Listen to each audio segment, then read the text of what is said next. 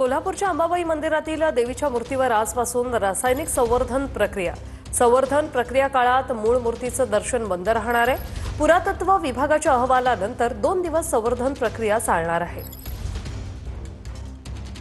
कोल्हापुरातील करवीर निवासिनी अंबाबाई मंदिरातील देवीच्या मूळ मूर्तीवर आज आणि उद्या रासायनिक संवर्धन प्रक्रिया पार पडणार आहे।